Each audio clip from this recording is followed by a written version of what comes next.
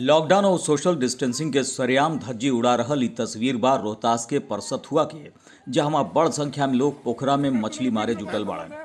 बिहार के सीएम नीतीश कुमार आदेश पे आदेश जारी करके सख्ती बरते के बात कहत बाड़न और जिला प्रशासन भी लगातार सबसे अपील करत बा कि लॉकडाउन के दौरान लोग अपन घर से बहरी ना निकलस। लेकिन परसथुआ के लोगन के ना तो कोरोना के डर बा और ना ही शासन प्रशासन के अपील, आदेश या कार्रवाई के। जब से मत्स्य मंत्रालय साफ कैले बा कि मांस मछली खाए से कोरोना संक्रमण के कौनो खतरा नहीं खे, तबे से यहाँ लोग सब नियम कानून ताक पर रख के मछली मारे में जुट गई बाड़न जा।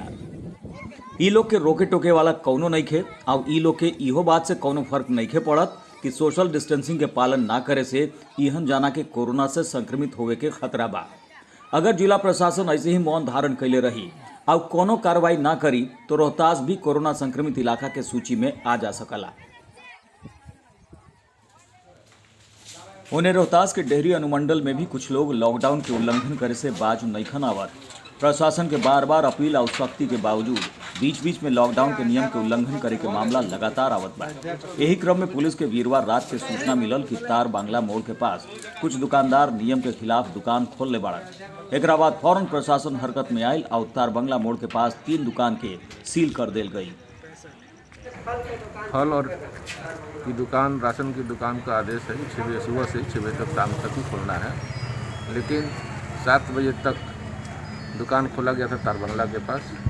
2 दुकान को हम लोग सील किए हैं और सुबह में एक बीड़ी पान का दुकान खोले थे जोड़ा मंदिर के पास, उन्हें भी सील किए गए। गौरतलब बा कि डेहरी में प्रशासन की तरफ से निर्देश बा कि शाम 6 बजे के बाद मेडिकल दुकान के छोड़ के कोनो दुकान खुलल ना रही।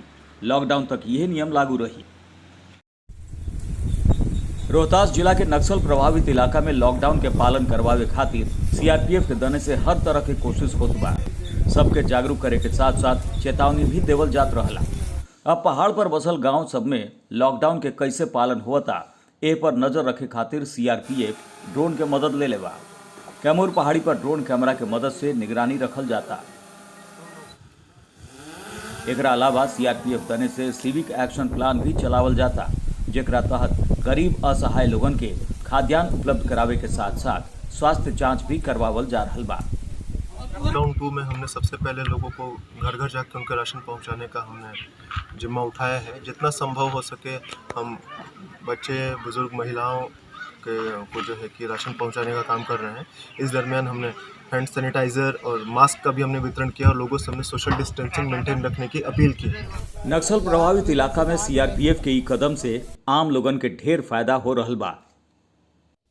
आपन जिला आपन इलाका के खबर खातिर देखत रही और सब्सक्राइब करी खबरिया भोजपुरी चैनल, जे यूट्यूब पर प्रमुख भोजपुरी न्यूज चैनल बा।